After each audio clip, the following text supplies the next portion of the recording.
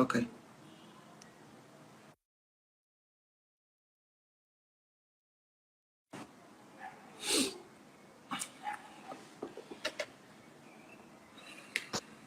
Ahí Ahora sí. estamos.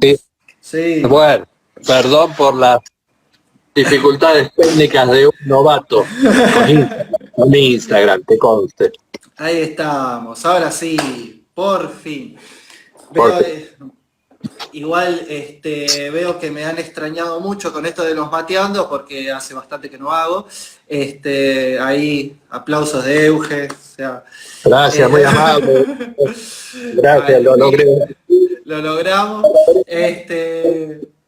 La gente me estaba extrañando, o no, por el tema de los mateando, porque hace bastante que no estoy haciendo. Y es más, ahora estoy haciendo esta semana bastante algo inédito. Primero porque este es un mateando especial. Y segundo porque el lunes, el 15, vamos a hacer un mateando con Silvia Baco. Así que para empezar, primero, Ricardo, muchas gracias por volver a este espacio, porque ya estuviste.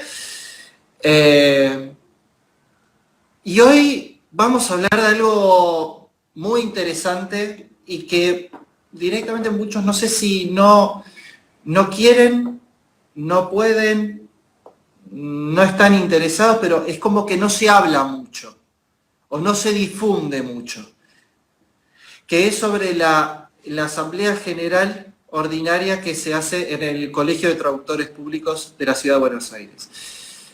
Se va a hacer si no me equivoco, es el 24, ¿verdad? No, sí, el 24, sí, 24. Se hace el 24. Yo en un momento estaba pensando hacer un vivo ahí dentro de la asamblea, pero como no voy a estar, lamentablemente, voy a estar ausente en esa asamblea, decidí, bueno, hacer un mateando antes para hablar un poco de este tema que no se habla, no se difunde, no se dice mucho sobre el tema. Ok.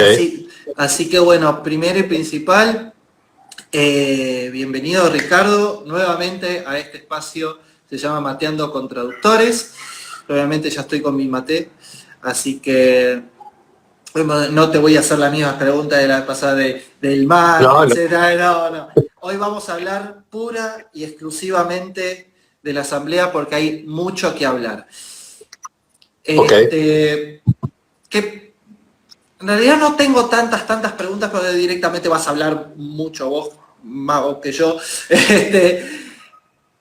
Empezando básicamente por ¿qué es la asamblea ordinaria? Ya, o sea, como para poner en contexto Claro. todos los que nos están viendo en este mateando. ¿Cómo no? Bueno, te cuento un poquito.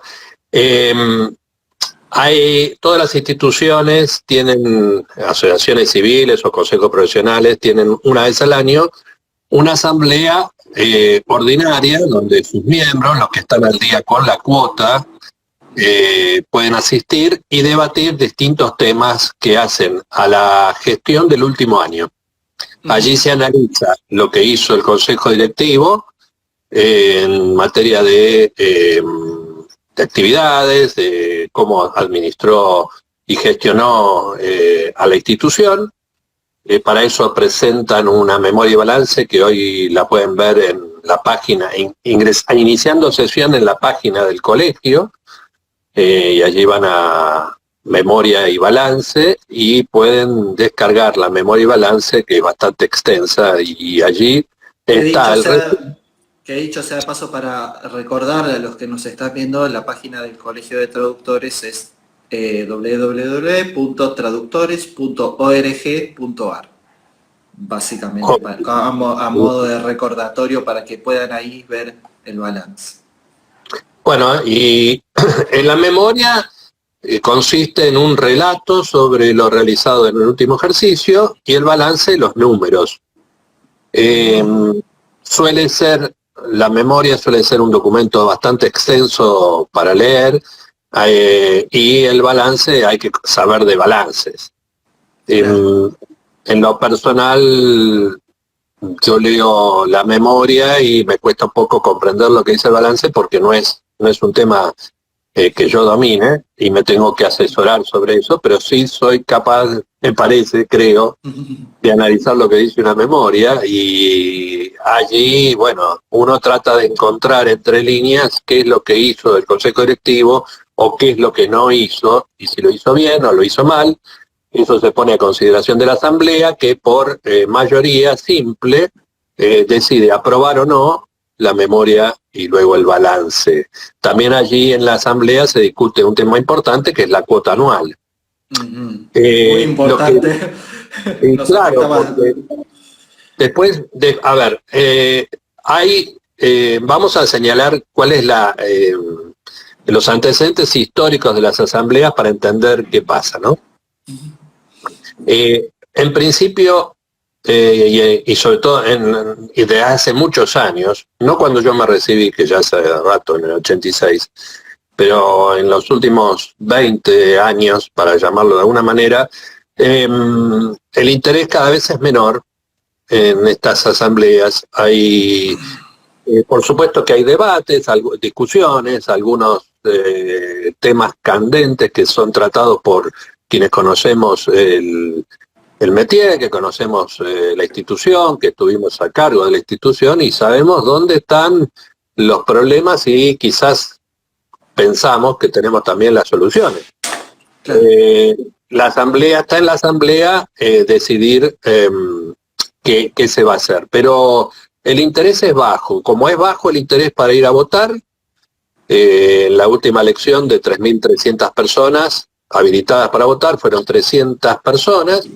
En las asambleas van puñados, van 20, 30, 40, y en una asamblea muy candente puede llegar a haber 100, cuando se discute, por ejemplo, la modificación de la ley o cosas importantes, decisivas. Claro, ¿qué pasa? La cuota anual es importante porque decide cuánto vas a pagar el año que viene para ejercer la profesión. Al bolsillo de traductor. Y las quejas que vienen después por los elevados montos que se pagan, fuera de la asamblea ya esas quejas no sirven, porque la discusión es participar de la asamblea con todo lo que ello implica, soportando a veces el calor, soportando las discusiones y demás, pero tomando parte activa y decidiendo cuánto vamos a pagar, por ejemplo. Este es un punto clave. Si la gente no va a la asamblea, después no hay derecho al pataleo. De la misma manera que si vos no votás, después tenés que bancarte las políticas que lleva adelante quien ganó la elección. Sí. Ajá. Y de esto se trata, una asamblea en síntesis es eso. Bien. Yendo más que nada a la presente asamblea, ya que mencionaste también que hay bastantes temas candentes, complicados, conflictivos. ¿Cuáles son los temas, digamos, principales en esta asamblea? ¿Qué es lo que por ahí diferencia esta asamblea de otras? Esta asamblea se caracteriza por haber tenido un periodo en que estuvimos en pandemia y el colegio estuvo prácticamente cerrado. Entonces, cuando uno lee la memoria y balance, se encuentra con algunas sorpresas que no, en principio, no son compatibles con ese cierre que hubo. Tenemos una sede, la de Callao, que tengo entendido que está inactiva absolutamente, incluso ahora que la pandemia aflojó, o las restricciones aflojaron. Y, sin embargo, durante el ejercicio actual, hubo gastos que no se entienden muy bien. Por ejemplo, el balance dice que se gastaron 3 millones en informática. Bueno, esto yo voy a preguntar en la asamblea, 3 millones de pesos durante un año donde hubo parálisis. Está bien que hubo firma digital y hubo sistemas nuevos y cosas para implementar, pero me parece que el gasto de 3 millones de pesos en informática, por más firma digital de que se trate, me parece muy exagerado. Y merece que el Consejo Directivo dé una explicación sobre ese tema. Este es un aspecto. Ajá. El otro aspecto importante es que no habiendo colegio, resulta que tenemos 30 empleados es un número elevado, se sumó uno más durante este ejercicio según la memoria, y también llama la atención no solo el número de empleados, llama la atención dos cosas. Una, que del total de ingresos del colegio, el gasto de personal sea el 60%. Es decir, de todo lo que ingresa al colegio, el 60% es para pagar sueldos o gasto de personal. Pero a mí me parece un problema que los matriculados deberían considerar seriamente, porque estamos trabajando para, digamos, pagar los sueldos de los empleados. Claro, eso, o sea, como que básicamente el 60% del, o sea, que toda la cuota de los matriculados va para pagar sueldos. No solo la cuota, tenés que poner allí también... No, la cuota, decir la matrícula, o sea... No, y las legalizaciones, tenés que poner también, que es el fuerte de ingresos del colegio. O sea que todo lo que legalizamos, el 6 van para pagar los sueldos de los empleados y 4 quedan para el resto de las actividades. Entonces, esto es dicho por el mismo Consejo Directivo en la memoria y balance, lo cual llama poderosamente la atención. Yo no estoy hoy en la gestión, por lo tanto no puedo juzgar si necesitamos o no 30 personas trabajando, pero me encuentro con, por ejemplo, con que legalizaciones tiene 8 personas, pero después hay un departamento de capacitación y eventos durante un año cerrado que tiene 6 personas. O un departamento de logística y servicios generales que tiene 5 personas. A mí me parece, y para publicaciones y diseño, que son las cosas que publica, la publicidad, la revista, la misma memoria y balance, hay 3. Y por el lado del Departamento de Relaciones Institucionales, que serían las relaciones del Consejo Directivo, del colegio, con las instituciones, que es un punto clave, no hay nadie, ningún empleado. Entonces, o por ejemplo, que la administración del personal, que son 30 personas, hay una sola persona haciéndose cargo de la administración. O en contaduría uno solo, o en el pago a proveedores uno solo. Me parece que acá hay un sobredimensionamiento de algunos departamentos en detrimento de otros. Por ejemplo, la clave son las legalizaciones. No podemos tener casi el mismo número de empleados en legalizaciones que en capacitación y eventos. En un año con poca o nula actividad. Entonces, todas estas cosas llaman poderosamente la atención, y además que hayan empleado a una persona más, se ha designado también a un gerente general, uno de los empleados, decíalo, fue nombrado gerente general, y de los 30 empleados, 14 son mujeres, 16 son hombres. Digo, me llama... Acá estoy viendo también que hay un sector de relaciones institucionales que tiene 2 empleados, pero el Departamento de Relaciones Institucionales no tiene ninguno. O sea, es confusa la información que dan en la memoria. Digo, gastos de informática exagerados, en mi opinión, para un periodo de poca actividad, sobredimensionamiento de la cantidad de empleados, o quizás están mal distribuidos en cuanto a donde deberían estar. Tenemos 3 personas en biblioteca, si no me equivoco, 3 personas en biblioteca, sí. Cuando la biblioteca está toda digitalizada prácticamente, es poca la consulta física, y yo me pregunto si realmente necesitamos 3 personas en biblioteca, quizás alcanzaría con 1 o a lo sumo 2. Es un problema de sentido común, más que cuestionamientos políticos, ¿no? Porque... No, por supuesto. Me parece cortar costos para también beneficiar al matriculado también. Acá yo creo que hay una estructura para satisfacer las necesidades internas del Consejo Directivo y no las del matriculado. Esta es mi opinión. Creo que si tenemos 30 personas, deberíamos resolver los problemas que tienen los matriculados con mayor gente dedicada a las áreas que a nosotros nos competen. Y después, por ejemplo, otro tema respecto de los cursos que da el Colegio de Traductores. Somos un colegio de traductores públicos y la especialización nuestra son las traducciones jurídicas, ¿correcto? Como traductores públicos, todo. Ahí dentro de las jurídicas habrá técnicas y demás, pero todas en su mayoría tienen un contenido jurídico legal. Tendrían que tener. Y sí, porque el traductor público está especializado en eso. Después que cada uno hace otra cosa, es otra Claro, historia. sí. Bueno, Bueno, ahora resulta... teniendo en cuenta que, bueno, sí, o sea, en eso estoy de acuerdo, o sea, entiendo que por un lado sea el fuerte del colegio debería ser la traducción Debería ser. jurídica, debería ser, por un lado, pero obviamente también un traductor no solamente, o sea, puede hacer traducciones públicas, pero también relacionadas con los técnicos científicos Por supuesto, por o supuesto. relacionados con otros tópicos. Por supuesto. Pero fíjate vos, estoy totalmente de acuerdo con vos, pero fíjate vos que los cursos que da el colegio, y estas son cifras del mismo consejo directivo, el 29% de los cursos, adivina a ver vos, Jonathan, sobre qué tema trataron el 29% de los cursos. Yo, por lo que veo de la mayoría Sí, de los sí. cursos, son relacionados a lo que es tecnología, todo lo que es Muy bien, Trados, MemoQ, muy bien, muy bien, muy bien. PDF Lo- a Word. Exactamente, los cursos para aplicaciones informáticas fueron del 29%, mientras que los que están dedicados a la traducción jurídica y legal, solo el 15%, o sea, casi la mitad.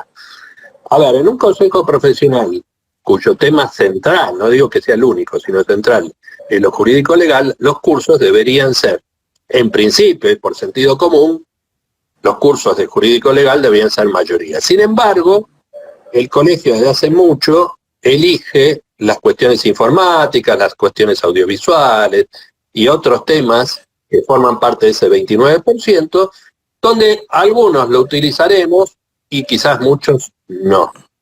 En lo personal, por supuesto, a mí la aplicación informática me sirve en la medida en que aprendo, y de hecho aprendí por mi cuenta a utilizar algunas herramientas como el Trad.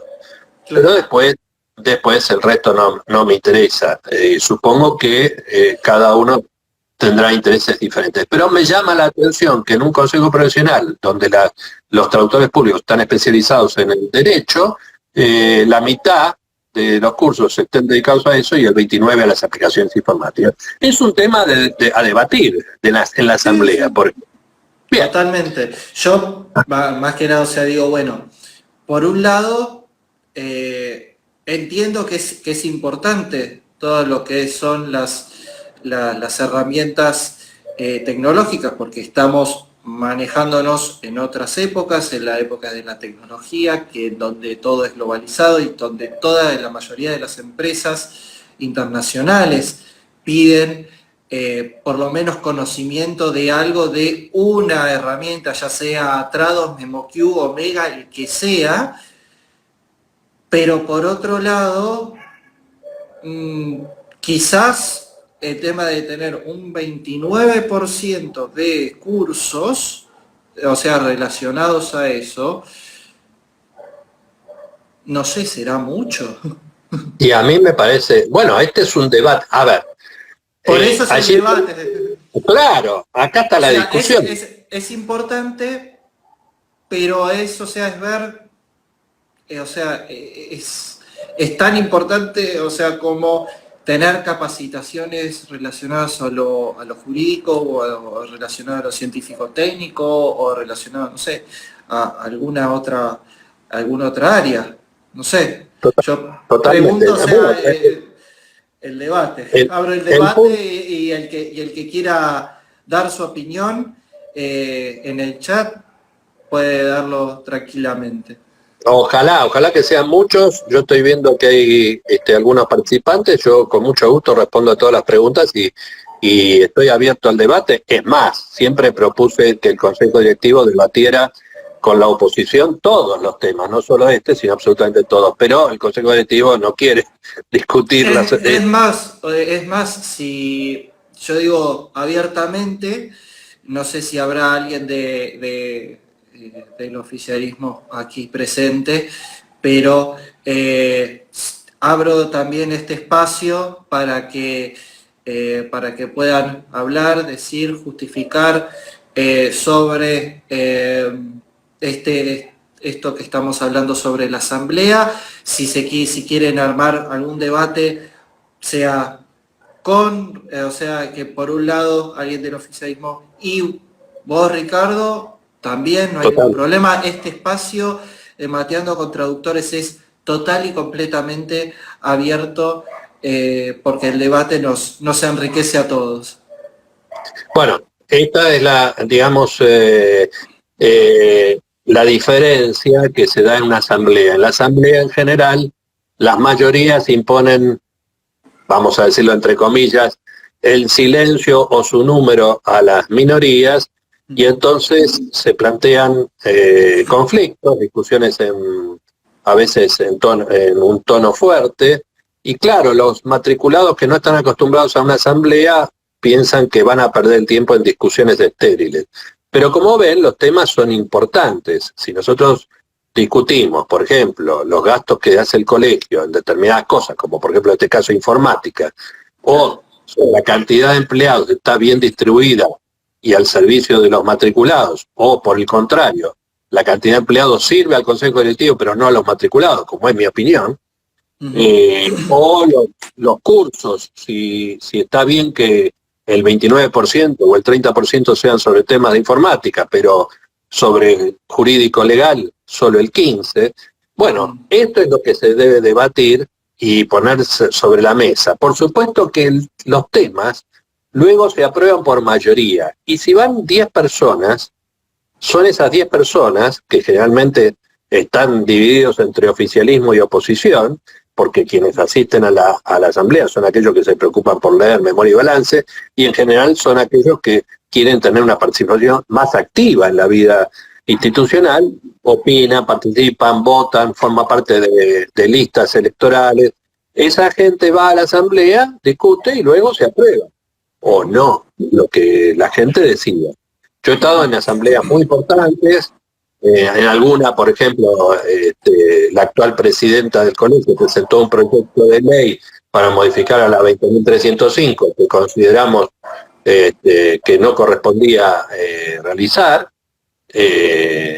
La reforma de la ley, allá hace muchos años, no me mires así, Herman, porque vos quizás ni eras traductor público. Pero la cuestión es que eso se debatió y la oposición, o los que estábamos en contra de la modificación de la ley en los términos que planteaba el Consejo Directivo, nos opusimos e impedimos que eso se tratara. No importa ahora los motivos, porque no es un hecho que ya fue. Pero lo cierto es que, y he estado desde el año 86 a la fecha en muchísimas asambleas, 86 a la fecha, ya estoy delatando mi edad, y años de profesión. Y bueno, muchas veces ha ganado la oposición, sobre todo en los temas polémicos. Y la gente se asiste y sabe que va a haber debate, y sabe que va a haber discusión quizás en un tono que no le gusta, pero participa y decide. Bueno, las cosas pueden modificarse, porque después de la asamblea no hay, como dijimos, derecho al pataleo. Si te pusieron una cuota anual que no te gusta, y vas a tener que pagarla porque no fuiste a la asamblea. Perfecto. No, justo que mencionaste esto de la reforma, del tema de la ley 20.305. En ese momento dijiste, o sea, te opusiste el tema de la reforma. Hoy en día, ¿se tendría que hacer alguna reforma a la ley 20.305? Absolutamente, yo soy partidario de la reforma, era partidario de la reforma entonces y formé parte de la comisión de reforma de la ley. Ajá. Pero lo que pasó fue que el Consejo Directivo de entonces, a pesar de lo que se había discutido en la comisión, presentó un proyecto de reforma de ley que no era el acordado en la comisión. Y por lo tanto, al descubrir algunas cuestiones que no estaban fuera de la ley, entre comillas, en lo que nosotros entendíamos que estaba fuera de la ley, nos hizo llevar a oponernos. Pero yo soy partidario firme de la reforma de la ley consensuada entre todos, porque claro, el punto es que todos somos matriculados, oposición, oficialismo. Bueno, cuando se trata de la ley que abarca a todo el mundo, hay que sentarse en una mesa y conversar. Sí, todos tiramos para el mismo lado, todos somos matriculados y todos somos traductores públicos y queremos lo mejor para nuestra profesión. De hecho, yo formo parte de la Comisión de Ejercicio de la Profesión, en la medida que puedo asisto y planteo lo que considero que puedo plantear, y lo hago y participo, más ahora que es virtual la cosa, ¿no? Antes creo que esto de lo virtual llegó para quedarse, porque es todo un tema ir hasta el centro, una reunión de hora y media, volverse a tu casa, ya ahí entre una cosa y otra son 4 horas, es complicado. Sí, La totalmente. virtualidad permite que yo termine esta charla con vos y me voy a tomar a cenar con mi familia, ¿no? Claro, sí, sí, sí. Por eso, por eso ya también, justamente que estábamos hablando de lo de la reforma, también es como que al entrar justamente en esta época donde todo es la tecnología es bastante importante, digamos que tendría que, no sé, quizás formar parte de englobar algo relacionado a lo que es la parte de tecnología, ¿no? Supongo. ¿En qué querés decir en concreto?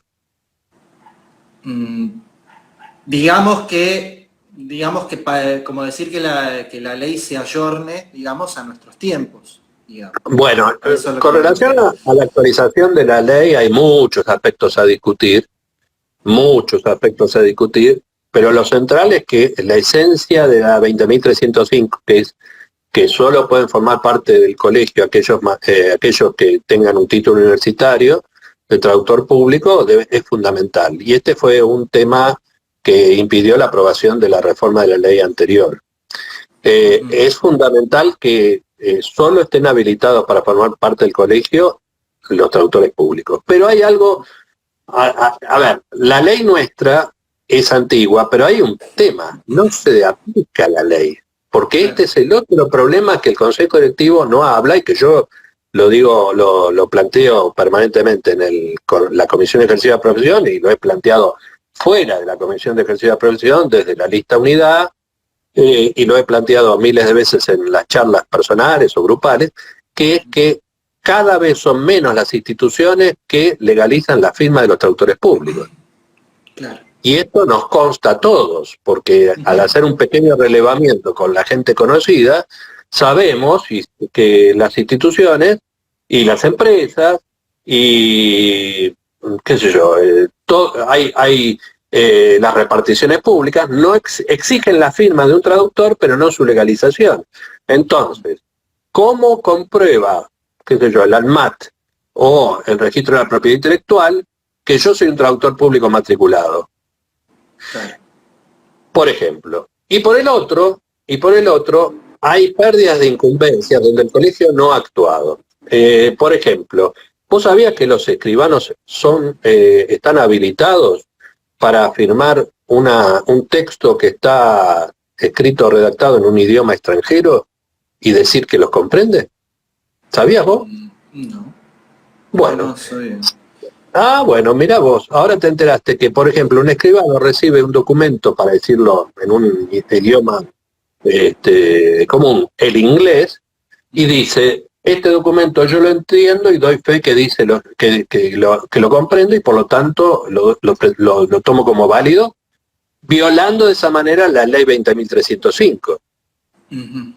Ante esto, el colegio ha hecho del silencio una política institucional.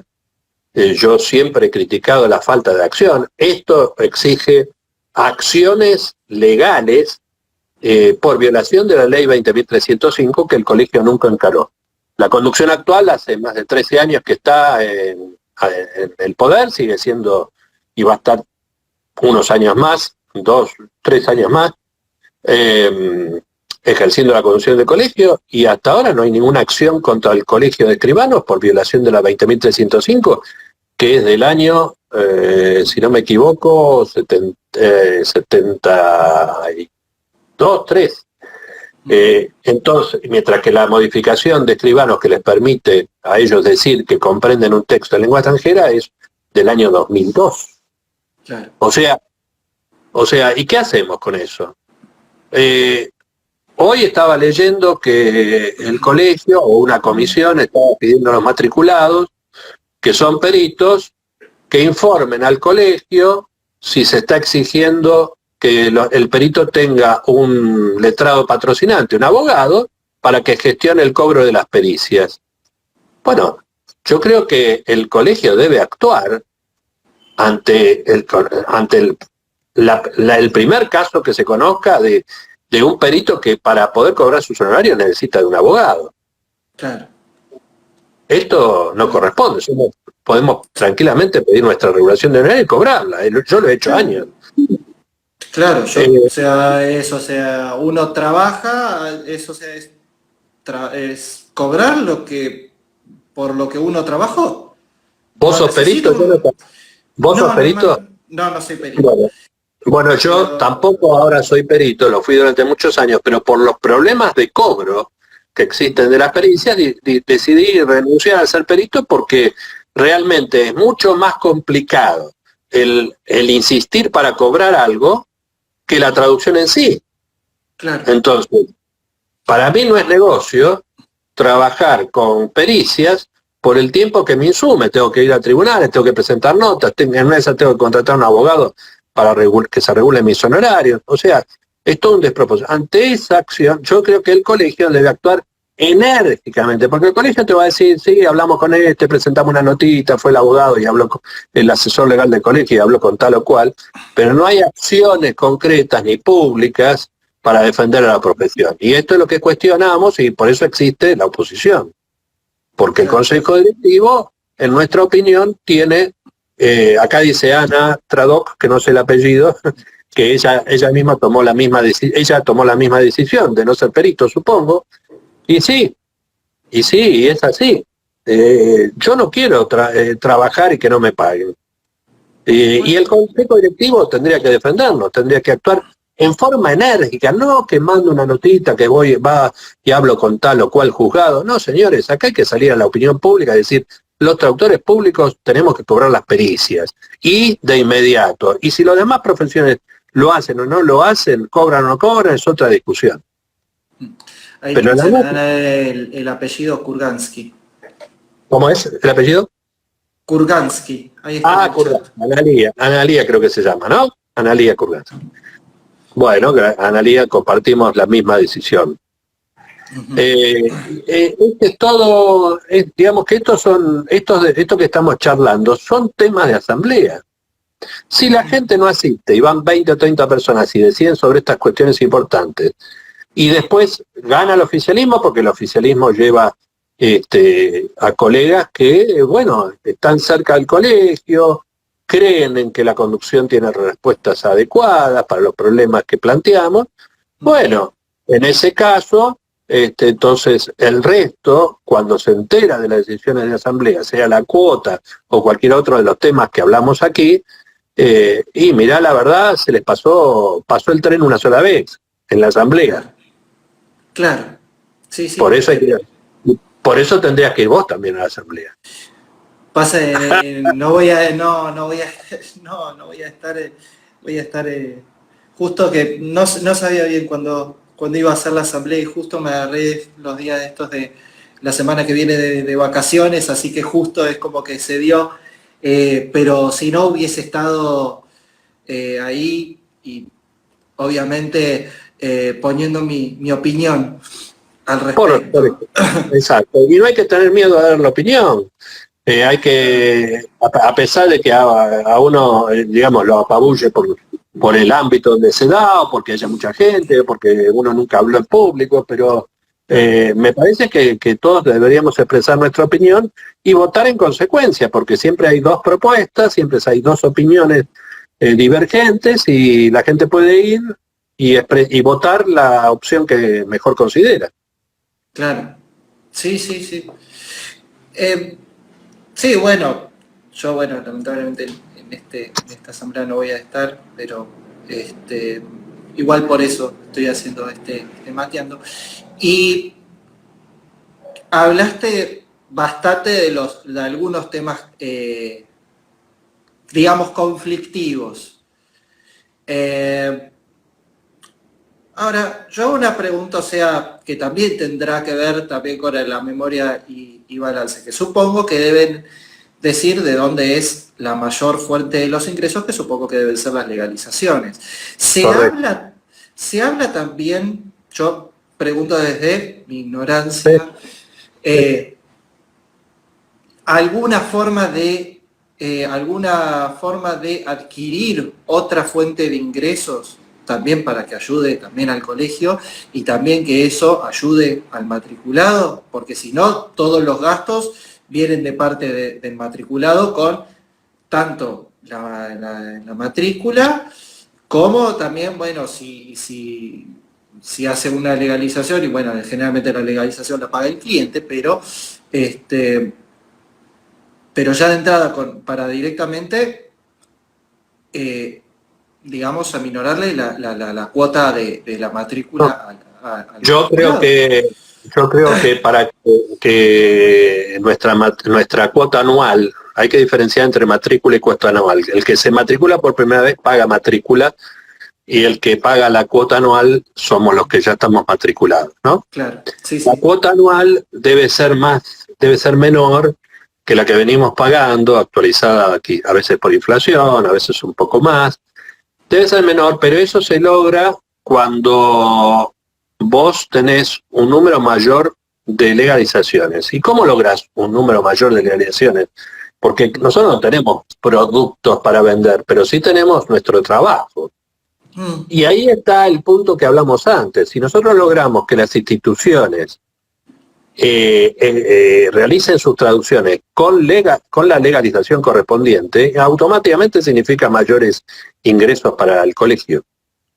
Pero y con no hay otra, o sea, no, hoy en hay. día no hay otra forma de adquirir, o no se habla, no se conversa algún tipo de algo, digamos, para adquirir más fondos para el colegio. Que yo conozca, no. Que yo conozca. Si el Consejo Directivo internamente ha debatido eso, no es de mi conocimiento, pero yo a mí no me consta que se busquen otras fuentes. Pero vuelvo a insistir sobre un punto. Si vos aumentás la cantidad de legalizaciones, podés tranquilamente bajar la cuota anual. Y para aumentar la cantidad de legalizaciones, vos necesitas que toda la sociedad cumpla con la ley 20.305. Todas las instituciones. Si las instituciones cada vez exigen menos la legalización de nuestras traducciones, y esto lo saben todos los que nos están escuchando, y los que van a escucharlo después por YouTube también lo saben, todos conocen instituciones que no exigen la legalización, hay que actuar, el Consejo Directivo debe actuar, salir de su inactividad, de su comodidad, y exigir públicamente y legalmente que se cumpla con lo establecido en la ley 20.305. Acá nadie está pidiendo que se haga nada extraordinario, sino que se cumpla la ley. Y que quienes... No, pero por ejemplo, no sé, que eso también creo que lo hablamos la vez pasada, por ejemplo, con las traducciones de italiano, que el consulado italiano no pide, o sea, al ser consulado, al ser considerado tierra italiana, no se rige por las leyes argentinas. Por lo tanto, y como allá no piden legalizaciones, muchas de las traducciones públicas que se hacen, que la hacen los traductores públicos italianos, no hacen legalizaciones, y son muchas. O sea, ¿cómo le va? He escuchado casos o sea, gente de traductores italianos que le llegan desde, no sé, un cliente que tiene, no sé, entre 14 y 15 documentos. Yo te hago una pregunta, Jonathan. Ahí no se puede hacer nada. ¿Cómo hacemos? ¿Cómo podés vos exigirle a un consulado extranjero que cumpla con la ley 20.305 si nuestras propias instituciones argentinas no exigen la legalización? No, por supuesto. Yo digo que o sea, teniendo en cuenta, o sea, a la mayor cantidad de legalizaciones, mayor es el ingreso. El primer ejemplo que se me ocurre son generalmente que los traductores italianos tienen por cliente, tienen entre 15, 20 o 25 documentos mínimo. Bueno, pero en el caso de los trabajos que van al exterior, la ley aplicable es la ley de destino. Es decir, si Claro. yo traduzco para Suecia y Suecia no me exige que mi firma esté legalizada por el Colegio de Traductores, por cualquier motivo, no importa, y de hecho es así, no lo exige, bueno, el colegio no puede hacer nada, pero sí puede hacer con las instituciones argentinas que no las cumplen. Esto Claro. es la cuestión. ¿Qué le vamos a exigir a Italia o a Suecia si los argentinos mismos no cumplen con la 20.305? Ujú. ¿Cómo Sí. vamos a exigirle a las embajadas extranjeras, y por qué se lo vamos a exigir, si el Colegio de Escribanos dice que entiende la lengua extranjera y lo firma y lo sella? Porque así lo dice su ley reformada mucho después de la ley 20.305. Es decir, hay que tener un poquito de sentido común y decir, si los argentinos mismos violan la ley, ¿por qué no lo van a hacer los extranjeros en su territorio? No, por supuesto. Y más que nada, también yo mencionaba el tema de adquirir otros fondos, o sea, no sé, menciono así como algo muy al pasar. No sé, tener convenios interdisciplinarios con otros colegios y de ahí tener una especie de ingreso. ¿Eso nunca se habló? Por No ejemplo, sé, no sé. tenés que preguntarle al Consejo Directivo. Yo la última vez que estuve en el Consejo Directivo fue en el año 1999. Así que, así que la verdad que no me puedo hacer cargo de lo que no tengo responsabilidad, ¿no? Bueno, ahí tenés una pregunta mía como para hacérsela al No, no, disculpe, al no, Consejo no, no, Directivo. no, no, no, no, no, no. Vos andá a la asamblea y plantealo vos. No puedo. Bueno, entonces, viste, entra dentro de la general de la ley. Claro. Entonces, entra dentro de, a ver, están habilitados para ir a la asamblea alrededor de 4.500 personas y van como mucho 40 o 50. Entonces, viste, los 4.500 restantes que no asisten, y muchachos, lo lamento, pero si no ejercen su derecho a votar y Claro. hacerse oír en una asamblea y en una elección, después no hay tutía. No, obviamente. Pero bueno, fue justo que me saqué vacaciones y bueno. No, Por otro que no es, lado, no es nada personal, Jonathan. no, ya Pensá, sé, ya sé. Yo decía nomás, por ahí digo, bueno, es que a mí me impresiona mucho, justamente más que nada con el tema de este de memoria y balance, que la única fuente de ingreso sea las legalizaciones, que no haya otra fuente de ingreso. bueno, las fuentes de ingresos son las cuotas anuales, la matrícula, la venta de material, que es poco dinero, y el fuerte de los ingresos siempre siempre han sido la legalización. Sí, generalmente hasta donde yo tengo entendido será más o menos el 90% de los ingresos. Bueno, ahora, en un país, y esto sí es importante plantearlo porque el domingo tenemos elecciones, Sí. y de acuerdo con el resultado, aquí en este país puede pasar cualquier cosa. Hoy el dólar cerraba a 207 pesos, creo, Sí, ¿no? más o menos En sí, el sí. blue. Bueno, en un país en estas condiciones es imposible predecir lo que se viene. Y ante esa situación, eh, podemos llegar y lo dicen todos los pronosticadores, a vivir una crisis profunda. Bueno, ¿en qué medida el colegio y los traductores públicos estamos preparados para afrontar esa crisis profunda? Y digo yo, si hoy no se cumple la ley 20.305 y las propias instituciones argentinas, muchas de ellas no exigen la legalización de nuestras firmas, ante una nueva crisis a partir del lunes que viene, quién me puede garantizar que las autoridades económicas digan de repente, bueno, en lo que se refiere a traducciones, las legalizaciones es un costo elevado, lo que ha dicho, los políticos lo han dicho en alguna oportunidad, y por lo tanto no se legalizan más las traducciones. Ujú. ¿Y qué pasa ahí? ¿Estamos preparados para eso?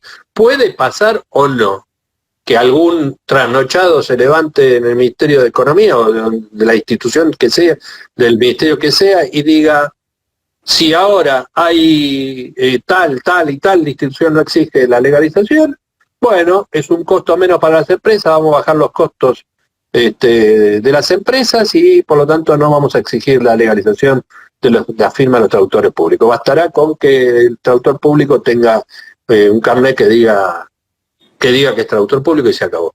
Puede pasar. Claro. No hay que excluirlo. No hay que excluirlo.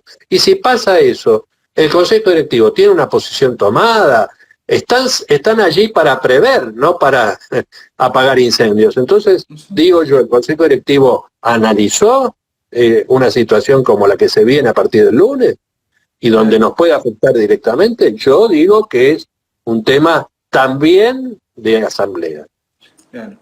No, y aparte, o sea, esto en cualquier comisión, sea del partido que sea, debería, o sea, debe pregar por el bienestar de todos sus matriculados.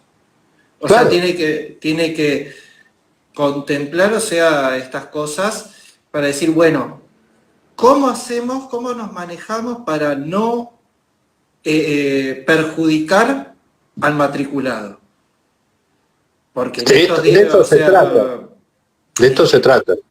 Es que lo más probable, o sea, teniendo en cuenta todo este tema, todos los gastos que estuviste mencionando, más todos los temas más que nada de índole nacional, que no nos extrañaría que la cuota anual va a aumentar seguramente. ¿Y cuánto va a aumentar? ¿Cuánto va a aumentar? Porque si hay... Y hay muchos matriculados que no sé si estarán... Mirá, te voy a dar cifras. Te voy a dar cifras oficiales. De los 9.286 matriculados, solo están al día 4.452. La mitad. Casi exactamente el 50%. El resto no pagó su cuota. A ver, esto indica algo. Sí. ¿No es cierto?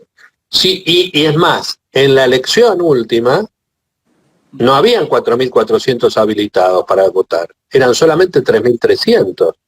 O sea, que el número de inscriptos, el número de matriculados que se mantiene activo, digamos, comparado con la cantidad de matriculados reales, es bajo, es muy bajo.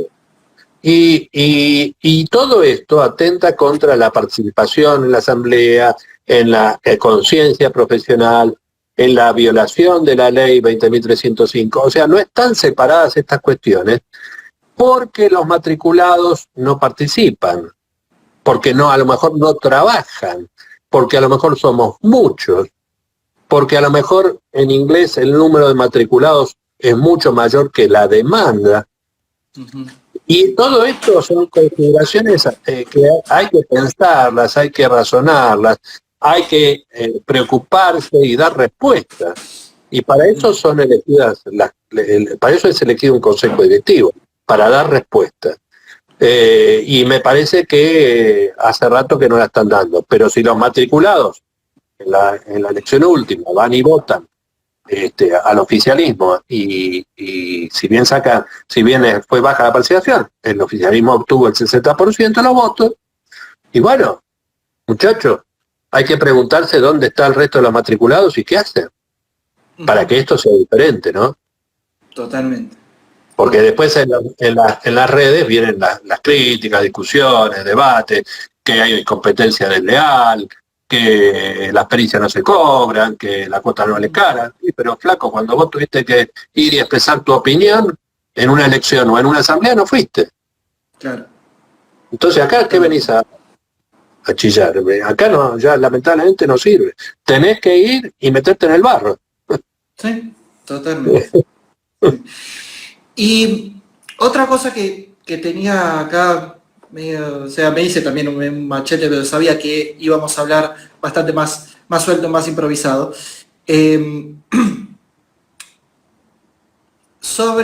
Hay algo que en un momento del balance de la memoria, si no me equivoco, te nombraron a vos, a sí, no sé si las puedo nombrar ahora, Sí, así, claro que estamos mencionados en la memoria. a la traductora pública Norri y a la traductora pública y abogada Mariela Sema, que Correcto. no pudo estar, pero lo va a ver después esto. Ya lo sé, ya lo sé. Ya lo sé. Pero, Mariela comparte conmigo todo este proyecto, digamos, de cambio que impulsamos en el colegio, sí. ¿Qué es sí, lo que hicimos? ¿Querés saber qué hicimos? claro, sí, o sea, ¿por qué? O sea, vi algo que como que los nombraron por algo y no Claro, sabía bien por qué, o para bien. contarle al resto el por qué los nombraron a Sí, ustedes sí, sí, claro. dentro de la memoria. No nos olvidemos que acá hubo una pandemia y el Consejo Directivo tenía intenciones de realizar a toda costa la elección. Sí, Nosotros presentamos, junto con Lucila y con Mariela, hicimos una presentación legal para impedir que se realice la asamblea y la elección por la pandemia, porque eso iba, como efectivamente después sucedió, a pesar de que la asamblea y la elección se realizó en un momento ya en que la pandemia había aflojado, en el momento que quería hacer el Consejo Directivo estábamos en pleno auge de la pandemia y iban a ir 10 personas a votar o a participar de la asamblea y por eso consideramos que había que suspenderlo y así fue, porque recordemos que pasaron muchos meses antes de que se habilitara la realización de la asamblea y la elección.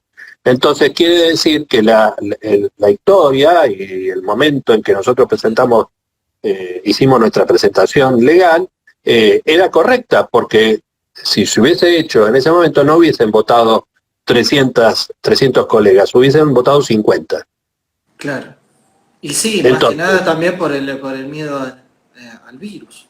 el miedo al COVID, el contagio, eso, si en un momento, cuando se realiza la asamblea de la elección, se autoriza desde el lado de la justicia a realizarlo porque habían aflojado los protocolos y estaba un poquito mejor la situación, en el momento de mayor auge querían hacer la asamblea de elección, nosotros dijimos que no. Y esto es lo que hicimos, nos presentamos ante la justicia y dijimos un poquito de sensatez. No se puede votar ni hacer una asamblea con a lo mejor 30, 40, 50 personas si es que iban. Uh-huh. Entonces la historia nos dio la razón. Los hechos que sucedieron nos dieron la razón. Cuando llegó el momento en que las restricciones fueron menores y el grado de contagio empezó a bajar, nosotros mismos impulsamos públicamente la realización de asamblea de elecciones y así está en las redes nuestra opinión.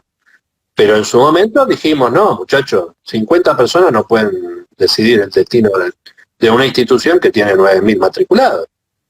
Claro. Sí, Esto fue el van razonamiento. 50, no es. Si de 9.000 van 50 no sería representativo del total de... Y la justicia lo autorizó cuando las condiciones se presentaron, cuando las condiciones fueron mejores, y de hecho se nos dio la razón, porque más allá de quién ganaba el litigio, lo importante es que hubo 6 meses, creo que fueron, de espera hasta que la cosa aflojara. Claro. Y entonces allí sí, nosotros mismos impulsamos la realización de la asamblea y de la elección, pero no en el momento en que quería hacerlo el Consejo Directivo. El Consejo lo quería hacer si no me equivoco, las elecciones eran en noviembre del 2020. En el plazo establecido por la ley, pero que la ley no contemplaba que hubiese una pandemia. Claro. Entonces, están en las circunstancias especiales y nosotros llevamos la voz de una cantidad de matriculados que hoy representan al 40% de los que votaron, y ese 40%, en alguna medida representado por nosotros tres, dijo, no se pueden hacer las elecciones de asamblea con este contexto. Claro. Y así fue, aunque la justicia tardó y finalmente decidió que se hicieran, lo decidió 6 meses después cuando ya las condiciones eran otras. Claro. Así que ese es el motivo por el cual nosotros nos presentamos ante la justicia por un problema de sentido común, nada más. Ujú. ¿Y eso también se va a discutir en la asamblea o...? No sé si el Consejo Directivo, yo no tengo ningún problema en debatirlo y dar los mismos argumentos que estoy dando ahora, pero me parece que esa discusión ahora ya es en vano porque el problema desapareció. Ahora nos encontramos con otro problema peor que la pandemia, que son las consecuencias de la pandemia y la profunda crisis económica que vamos a afrontar a partir del lunes, después del resultado electoral, que preanuncia una situación crítica en la Argentina y que por lo tanto, ¿cómo eso nos va a tocar a nosotros? Yo creo que el Consejo Directivo no habla de estas cosas, no lo tiene en cuenta, no lo hace público y debería hacerlo. Claro.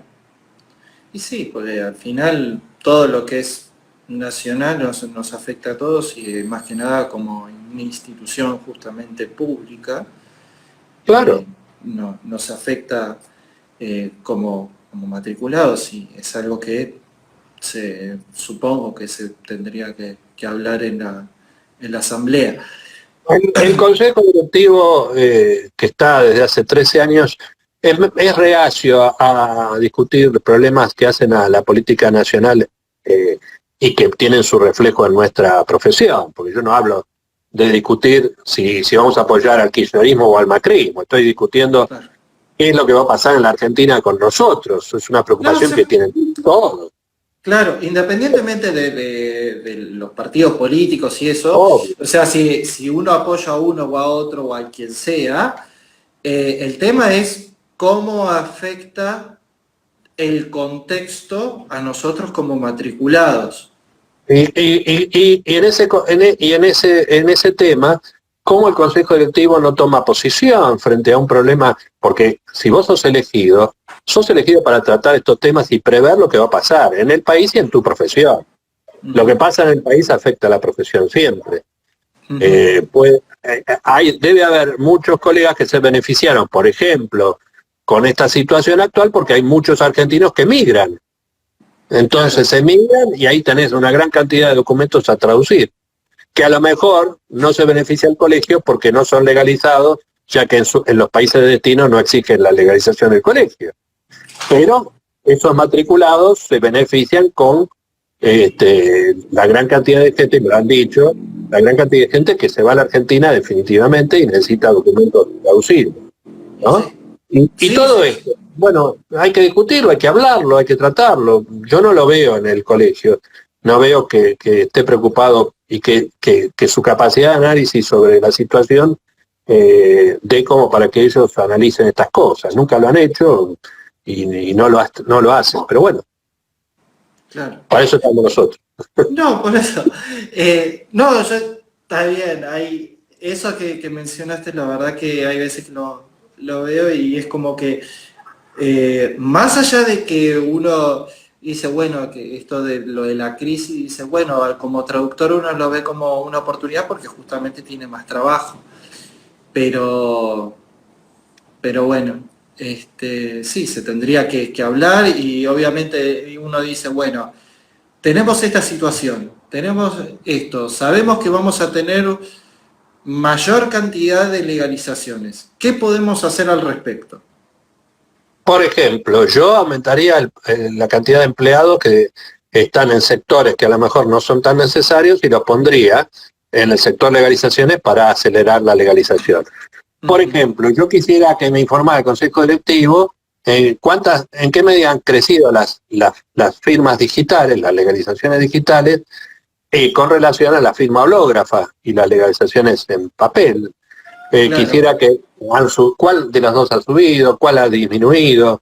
En virtud de todo eso, uno puede hacerse un cuadro de situación y decir, bueno, necesitamos tal cosa, necesitamos entonces que el personal esté dedicado a tal tarea. Pero si no hay información sobre eso y la preocupación es cursos para aplicaciones informáticas, y me parece que estamos en un problema. Claro. O mejor dicho, estamos ignorando algún problema.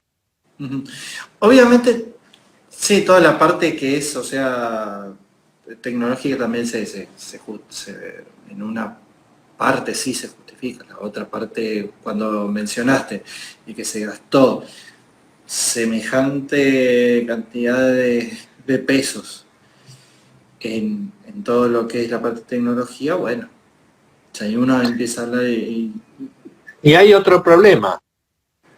No se presentan los comprobantes de esos gastos. Porque acá vos ves vos tenés que ir a una asamblea y decirle, bueno, señores, a ver, si yo voy hoy y te dicen, está toda la documentación, en los papeles te dicen, está toda la documentación a disposición, pero vos si te vas a pedir los comprobantes de los gastos, no te los muestran. Ok.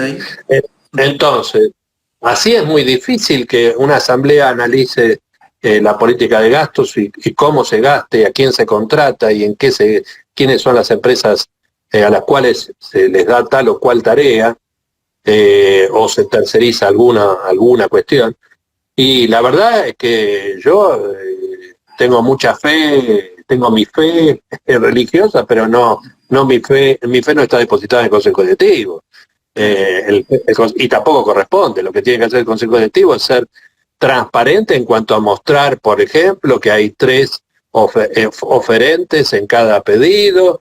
Tienen que mostrar que cuando compran algo gastan 3 millones de informática, tienen que mostrar los presupuestos y tiene que ser abierto. Pero bueno, no lo hacen. No, vos lo pedís hoy, yo invito a cualquiera, los que están viendo esto, que vayan y le pidan al Consejo Directivo los comprobantes de los gastos que mencionan en la memoria o en el balance, a ver si se los muestran. Claro. Yo los felicito, si alguien me lo muestra, los felicito y sería el primero en aplaudir a la conducción actual si los da a conocer. No, por supuesto, por supuesto. Y por último, salvo que quieras mencionar algún otro tema controversial que no hemos mencionado antes, aparte de esto de los gastos, etcétera, quería pedirte, bueno, como siempre, a ver qué mensaje le podrías, un mensaje final más que nada para los noveles y los traductores del otro lado, sí, que tienen la posibilidad o que no tienen conocimiento de estos temas de asamblea. ¿Cómo no? Para que puedan tener, o sea, o más conocimiento o en su defecto, o también participar. Mira, yo creo que primero hay que reflexionar un poco de cómo es la conciencia profesional que prima en nuestra actividad. Y creo que lo tocamos en nuestra otra charla, pero el público se renueva y es necesario volver a mencionarla. Si vos tenés 18 años y querés contribuir a la salud de la población, probablemente estudies medicina. Si querés una sociedad más justa, quizás quieras ser abogado. Si querés dedicarte a la construcción, probablemente empieces ingeniería. Pero quienes eligen ser traductores públicos, ¿saben por qué estudian el traductorado público? ¿Saben lo que es un traductor público? Bueno, ahí está un punto clave de la conciencia profesional. Yo creo que no es así, porque hay colegas y profesores de la carrera que hacen encuestas con los recién ingresados y les preguntan, ¿por qué elegiste esta carrera? Y la respuesta generalmente es, bueno, yo sabía inglés, o era profesor de inglés y quería un título universitario. Ahora, si nosotros ingresamos al traductorado público con esa idea, no tenemos la conciencia profesional de inicio que tiene alguien que quiere ser médico, abogado o ingeniero. Claro. Es decir, el grado de conciencia se construye luego con la profesión, cuando después de recibido, y que donde te encontrás realmente con, valga la redundancia, la realidad. Te encontrás con la realidad y ahí dices, esto era ser traductor público. Construir conciencia profesional en una actividad donde vos ingresaste sin conocerla y sin saber muy bien por qué, hace que el grado de conciencia profesional nuestro sea bajo. Y esa conciencia profesional baja lleva a los matriculados a encerrarse en sí mismos, a considerar que esta es una segunda o tercera profesión, o segunda o tercera fuente de ingresos, y eso también trae como consecuencia la baja participación en una elección, porque no le dan importancia, porque no le han dado importancia a su propia conciencia profesional. Y el mensaje, ¿cuál es? Chicos, lo que ustedes están haciendo es importante. La profesión de traductor público es dar fe del contenido de un documento y hace a la seguridad jurídica en la Argentina. Si no lo hacemos nosotros, lo van a hacer aquellos que no tienen una formación ni un compromiso, ni están obligados por ley. Entonces, si vamos a dejar en manos de los idóneos nuestro trabajo, la República, la democracia, el país en general corre peligro. Corre peligro, quizás no como si se tratara de otras cuestiones políticas, pero nuestro rol es tan importante como el de otras profesiones. Comprometete con tu profesión, interesate en los problemas que hacen a tu profesión, trata de participar para conocer cómo mejorarla, cómo conseguir mayores ingresos, especializate, porque es necesaria la especialización, busca la especialización para tener más trabajo, porque solo viven de esta profesión quienes se especializan, quienes son diferentes a los 9.500 matriculados, que tienen algo diferente para ofrecer. Participa activamente en todo tema que hace a tu actividad, porque nadie más se va a interesar que vos por esto. Comprometete, estás en una profesión importante, es numerosa comparativamente, incluso con muchas otras, pero todavía no alcanzamos entre todos la conciencia necesaria para llevarla al lugar que se merece. Entonces, trabajemos juntos. Yo invito a todos a que me contacten, a que discutan, a que abiertamente estén de acuerdo conmigo o no, abramos debates para elevar ese grado de conciencia y llevar a la profesión al reconocimiento y jerarquización que se merece. Perfecto.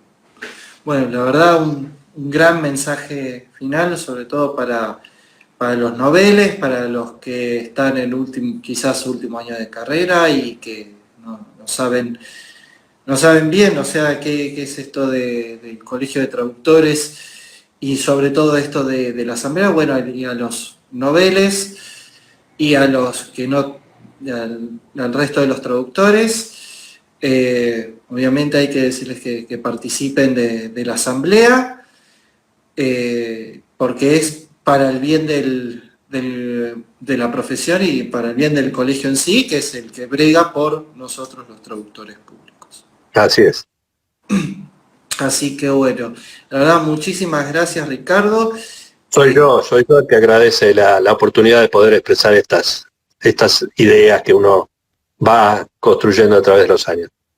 Y vuelvo a repetir, si hay alguien de la comisión, del consejo o del oficialismo que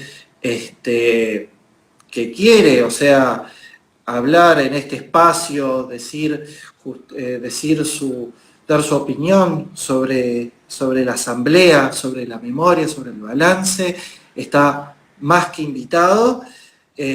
Así que cualquier cosa ya pueden contactarme mediante el Instagram, o pueden contactarme por mail, está en la bio del Instagram. Así que los invito a todos, o sea que esto es un espacio abierto, no solo para lista unidad o lista renovación con trayectoria, para la lista que sea. Si hay una lista nueva, también. Así que esto es un espacio abierto para todo tipo de debate, discusión, intercambio de ideas. ¿Puedo pasar un chivo? Sí, cómo no. Todos los colegas que estén viendo en este momento la transmisión y los que lo vean después por YouTube, yo los invito a contactarme. Mi correo electrónico es culturasueca@gmail.com, culturasueca@gmail.com. Los invito a que lleguen con sus comentarios, críticas, opiniones. y con mucho gusto vamos a hablar, tener videoconferencias o reunirnos a tomar un café, que hace tanto tiempo que uno no se ve. Organizamos, cuento para los que quieran, esto está abierto a todos, para el próximo viernes, posterior a la elección, el 19, una cena que organiza de fin de año en la Lista Unidad, con todos los colegas para charlar sobre esto y otros temas, pero fundamentalmente para despedir el año y pasarla muy bien. Quienes quieran información sobre eso, culturasueca@gmail.com. Gracias por el chivo. No, no hay ningún problema. Entonces, bueno, ya para ir finalizando, obviamente volver a agradecerte, Ricardo, fue la verdad una charla muy enriquecedora y la verdad es que no tenía mucha idea personalmente de lo que es la asamblea y la verdad que me llevo muchísima información, supongo que el resto también. Y nos estaremos viendo el lunes, vamos a tener un mateando, vamos a ver mateando con traductores, con Silvia Baco, que vamos a hablar sobre gestión institucional. Así que, como digo, siempre sigamos mateando y nos estaremos viendo entonces el lunes 15 de noviembre. Ok. Nos vemos, chao. Gracias. Hej då.